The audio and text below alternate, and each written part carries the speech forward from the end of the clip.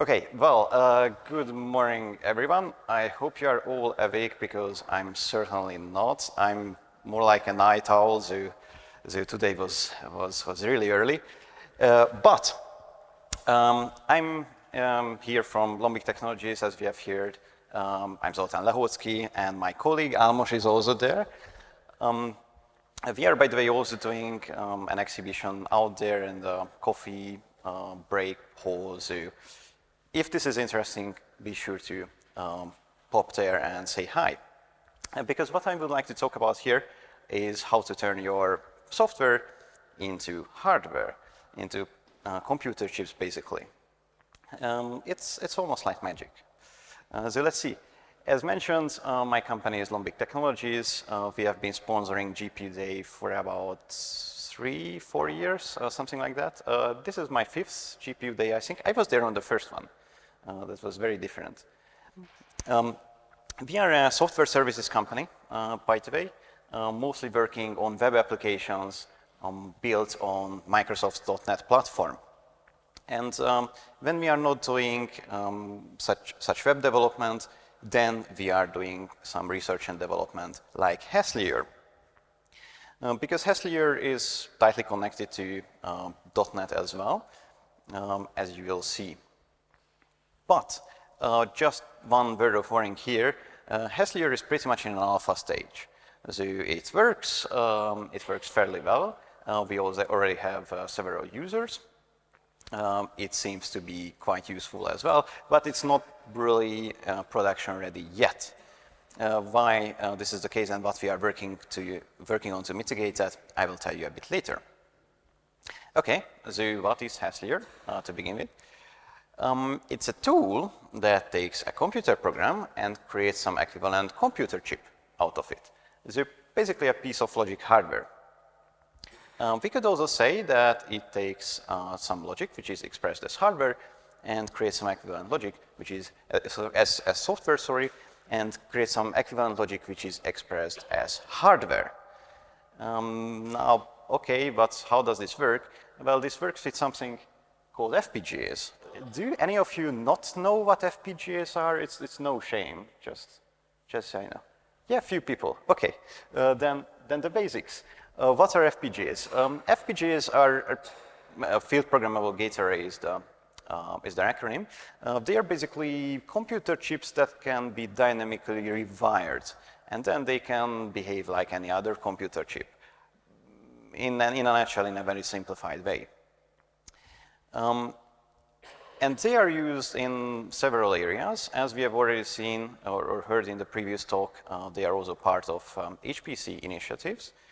But sometimes they are also found in household appliances like routers or bigger compute-intensive devices like medical imaging devices or even self-driving vehicles. And they are also used as compute accelerators, since they are basically dynamic chips, we could say. So much like GPUs or many core processors, they can be used to accelerate computing tasks. However, to utilize them, you need to be a hardware engineer, not a software engineer, because you need to basically design a chip. Okay, so what actually Hastlayer does, we now know that it takes a computer program and creates an equivalent FPGA logic out of it. And not just any computer program. It processes .NET assemblies, so compiles .NET programs, Microsoft's .NET platform. And that means that you can write programs in any of the .NET languages, and there are a few of them, so including C#, of course, and Visual Basic, but not just these, but also C++ or functional languages like F#, or even scripting languages like Python, PHP, or JavaScript can be used. Okay, that's cool, I guess, but why on earth are we doing this? And the reason is that FPGAs have some unique benefits when we are doing computations with them. So let's see a very rough overview of the differences between the basic computing devices. Totally non-scientific, but you can also see from the lack of labels on the axes. But let's compare CPUs and GPUs and FPGAs. Let's talk about parallelism first. So how many things you can compute in parallel with these devices, the chart on the left. And with CPUs, the bar in blue, the level of parallelism is pretty low because you have 4, 8, 16, 32 cores in a CPU, but that's about it. In GPUs, the bar in orange, you have much more parallel computing devices, usually thousands of them. And FPGAs, the bar in gray, are somewhere in between. An FPGA doesn't really have cores, although that's not entirely true nowadays. But the level of parallelism you can achieve in an FPGA is in the order of magnitude of hundreds, sometimes thousands, this highly depending on your specific application. Okay, but let's talk about the complexity of programs or algorithms, let's say, you can run on these devices. And again, we have different scales here. If it's a program, you can run it on a CPU. The CPUs win here. The programming model on GPUs is much more limited. So I would say that they are on the lower end here. And FPGAs are again in the middle. Although you can't really program an FPGA, but still, if you are using high-level tools like Hastlayer, what you can write in an, so to say, FPGA-compatible program is somewhere in between. Okay, and lastly, let's talk about something even more interesting, power efficiency. So how many things you can compute with 1 watt of power on these devices. And I would say that GPUs and CPUs are roughly on the same level here. Again, just very broadly speaking, this highly depends on the specific card and chip and application. But FPGAs really shine here because FPGAs can be very power efficient. And the reason is that with FPGAs, you basically get an application-specific processor. So something that can compute just what you need to compute for your application, nothing else, but it can do that very efficiently. And that's a very interesting property for us. But, as I already mentioned, the issue is that it's not easy to work with FPGAs. Programming a CPU or GPU is manageable for software developers at least, but using FPGAs is something completely different. With FPGAs, you need to think in terms of logic gates and wires and clock cycles. It's very different. For all the students here who haven't had hardware design labs, but you will, be prepared. It's very different from programming. But with high-level tools like Hastlayer, we intend to bring this complexity down onto the software development level. Okay, so all in all, what we are aiming for, and what I will show you in a minute, is to get all the performance benefits and power consumption benefits of FPGAs for our software. And the benefits of FPGAs can be used when your application or your algorithm is highly parallelizable and compute bound, so basically CPU bound. And it's still software development as usual. Okay, there's a lot of talk until now, and now let's see a demonstration. What I'm going to do now is that I'm opening Visual Studio, which is the development environment that most .NET developers use. And what we see here is an example, which is also included in the Hastlayer SDK. It's called parallel algorithm. And you might not guess, but it's a parallelized algorithm. It's actually a highly parallelized one. So it uses 280 threads in parallel. Because what it does actually, it's nothing really useful, it's just an example. It takes an input number, and then it starts some tasks here. Tasks in the .NET sense are basically like threads, so let's not go into details here. And what happens here is, as I mentioned, that 280 tasks will be created here. So on the CPU, like on this laptop, we will get 280 threads basically running in parallel. And in these tasks, we are not doing too much. Inside there is a bit of conditional logic, which is executed in a loop 10 million times. And then the result of this from each task is returned back. And then we wait for all of these tasks to finish. And once that happens, we sum together the results. And this will be the output of our algorithm. So as you can see, not much, but this kind of shows the class of algorithms that are especially suitable for FPGAs. So highly parallelizable, does some arithmetic, does some repeated logic. Okay, so let's run this. What I will do now is that I'm starting the little console application this algorithm is part of, and Hastlayer will generate the hardware implementation of it. It's actually VHDL for all the FPGA developers here. And once that is done, it will start to execute it on this FPGA that I have here. This is a relatively slow, small, low-end FPGA, relatively cheap as well, $300 US. But it's still quite interesting what we get, because once the whole thing is done, we have some interesting results. This algorithm was executed 3 times on the hardware, and as you can see, all 3 times it took about 300 milliseconds. Actually, if you take a closer look at the number, it's exactly the same amount of time, down to the 10,000 milliseconds. And that's another interesting property of FPGAs. They are deterministic, because on an FPGA, nothing else is running, just your stuff. There is no operating system, and there are no other software that your software is sharing resources with. So with the same inputs, your algorithm will run exactly the same amount of time, every time. Okay, so it was about 300 milliseconds on the FPGA, and on the CPU of this laptop, it was about 5 seconds, so an order of magnitude more. Now, of course, again, this wasn't a very scientific test, because my machine is doing a lot of other things. I'm presenting, and this is just a laptop, but this gives you an idea of what comparably expensive FPGAs and CPUs can do in certain applications. It's not a silver bullet, but for highly parallelizable, compute-bound applications, it can provide a very significant performance increase. And you get it with a lower power budget. And that means a lot when you are running a data center with tens of thousands of computers, of course. So let's get back to the code, because this was the C# code. With Hastlayer, you are always writing .NET code, which is any high-level languages I mentioned.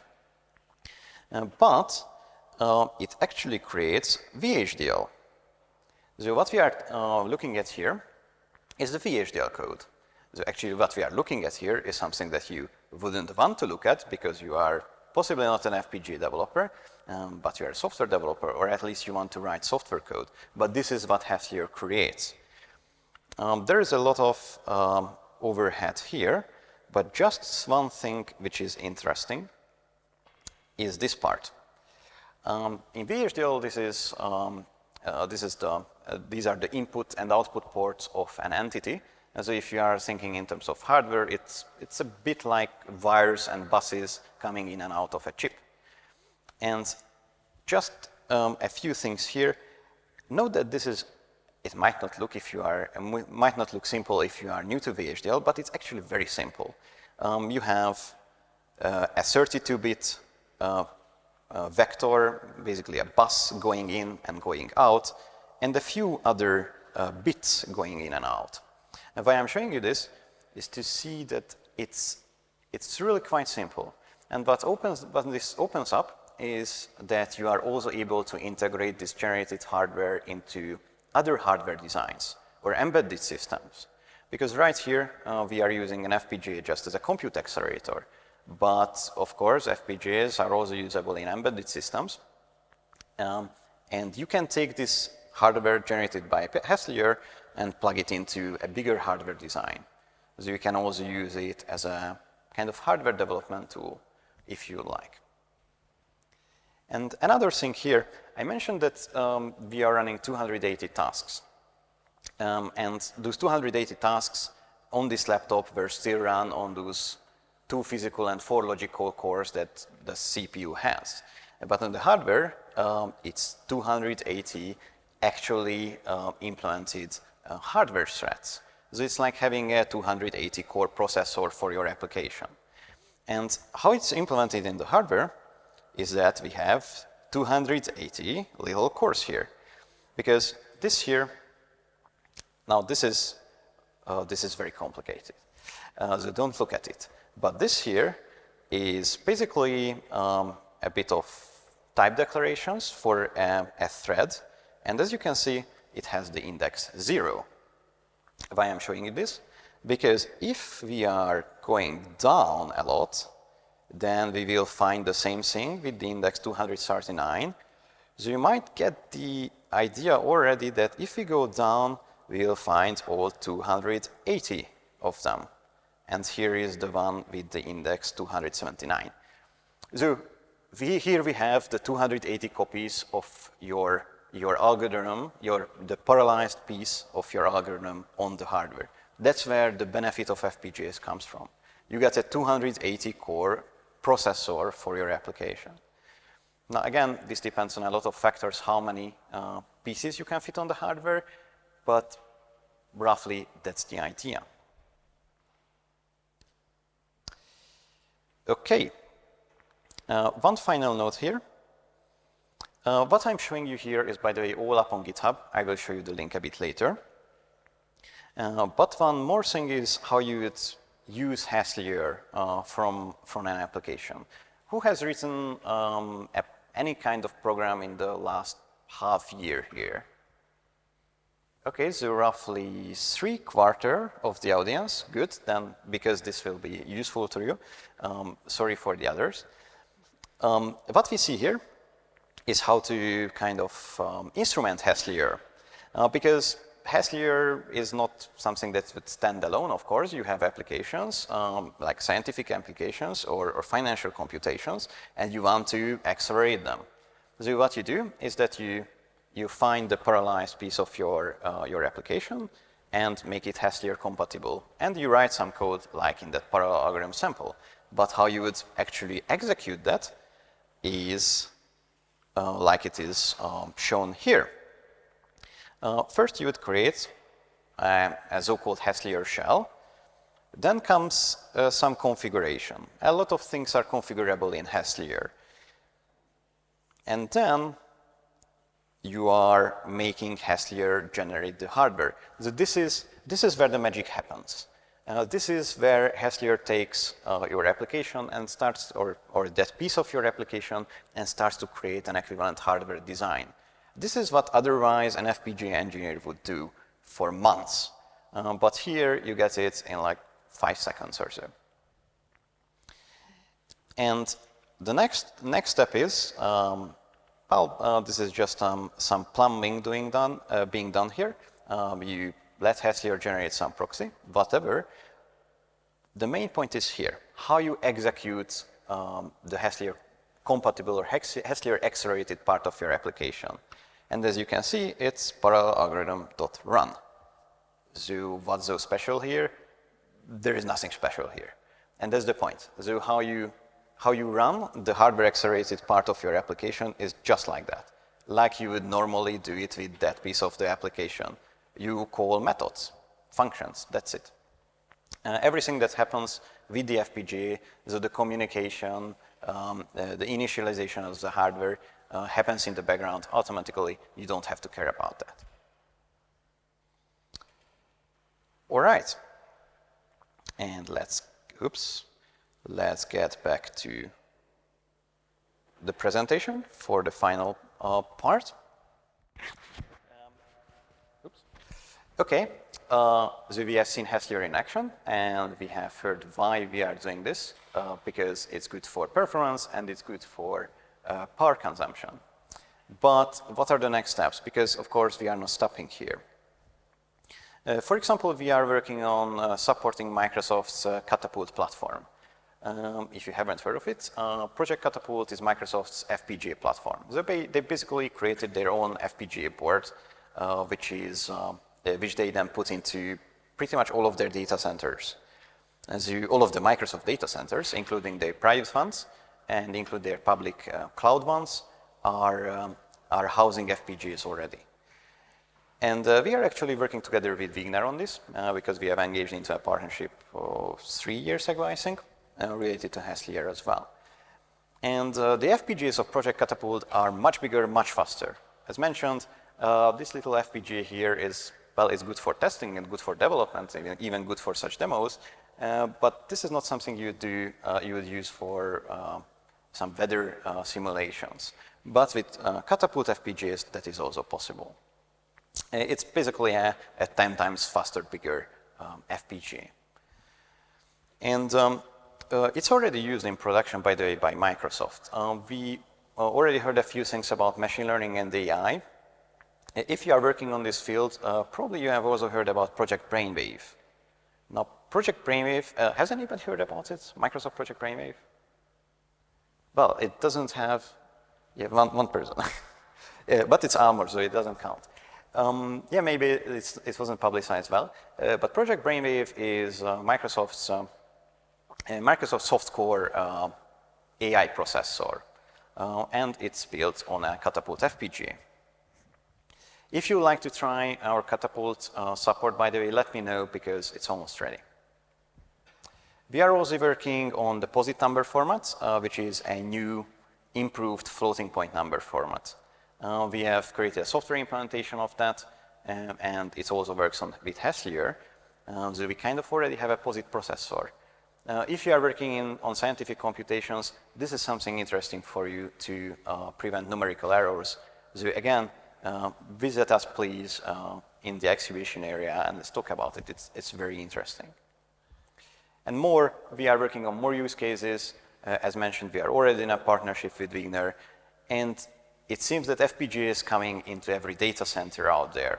Azure, AWS data centers, Ali Cloud data centers already have FPGAs. So it's a good time to be in the field. All right, let's wrap this up. If you like this, and I really hope you did, go check out the SDK. It's up on GitHub. And be ready because there is, I think, an emerging interest in FPGAs. So, thank you very much. Get in touch with me, or let's talk after the talk if you are interested, and we can have a few questions probably if we have time for that. Thank you. Okay, thank you, Zoli. So again, time for questions. There is one. Yeah, there is two. Actually, I have two questions, one technical and one business-oriented. So, very nice. The technical one is so what you argue about FPGAs in terms of power efficiency, of course, one part of it is the possibility of higher parallelism and less complicated ALU implementations. But there is another prerequisite that the memory layout of the algorithm needs to be very, very localized, and in general, you are supposed to avoid memory and buffer-based synchronization, which is what you would normally do in iterative programs on the other hand. So I see how the arithmetic part can work in Hastlayer, but how do you manage the higher level algorithmical challenge of transforming the program from one programming model, how it's normally done with a lot of memory use, and how do you transform it to something that is more localized, or at least are you capable of letting the user know if they have a suboptimal algorithm in this regard? So that's a technical question, probably. Yeah, let's talk about that. Thank you for your question. Very interesting. So just to clarify, for now, Hastlayer is the model we support is kind of batch processing. So you have some data, you do a lot of processing with it. So that's what you upload to Hastlayer, and then you get the results back. It's not like very frequent low latency computations because there is too much I/O for that. Secondly, how we manage that, we mostly let the surrounding platform manage that, meaning the memory access and I/O with the host PC. So for example, on Catapult, there is actually a hardware-side framework created by Microsoft, which deals with all of that. That's between the PC and the FPGA. As for optimizing the memory layout, you are right. If you like to optimize every bit, that's not something we do here. What we optimize for here is performance gain and power efficiency gain per developer work hour, let's say that. So what an automated system like Hastlayer does won't be as optimal as an experienced FPGA development team would create. So naturally, it won't be as high performance, but it still be faster in the selected cases. By the way, there are some interesting details about the memory management on FPGAs, but we can talk about that later. It's a long story. Further questions? There was a business question as well. Yep. Sorry, so the business-related one is I'm curious about the target audience, basically, because as far as I could understand from the example code, it looked like to me as the language itself, of course, was not augmented, but if there was some structure imposed on how the code was written. So basically the impression I got that it's not like that I pick any random C# code anywhere and I just press a button and it compiles it to FPGA. So obviously refactoring at the very least is still needed. Now if that's the case, then how is this solution better than other hardware synthesis tools that would use a purpose-designed DSL, for example, instead? Mm-hmm. First of all, indeed, you can't use just any .NET program because obviously FPGAs are very different and some things don't even make sense on the FPGA, like, I don't know, writing to the console. The idea is that you take the performance-intensive, highly parallelizable subset of your program, so ideally a few dozen, 100 lines of code, and that's what you make compatible with Hastlayer, and that's a much lower requirement than making the whole program Hastlayer compatible. But how it's very different from high-level synthesis tools is that it's software developer oriented. So you don't need to know about the underlying hardware. As I also mentioned, all the communication is taken care of as well. So with high-level synthesis, although there are OpenCL versions of that, which are a bit different. But with high-level synthesis, you are writing C++ or some high-level language, but you are still on your own. You are developing for an FPGA. Here, you are developing a high-level algorithm, and that will be accelerated by an FPGA, but you don't need to know about that. You don't deal with serial or PCI Express or whatever communication. You don't deal with memory management. It's much easier. Okay. Further things? Maybe I just want to make a remark that we have a close collaboration together with the Lombic company. So if any of you are very young students and want to join to this project, so we are open to host you as a task between university and the real stuff. So if you feel to participate in this thing, just find Zoltán first during the coffee break, and then we can figure out how to go further. Okay, so thanks Zoltán again. Yep.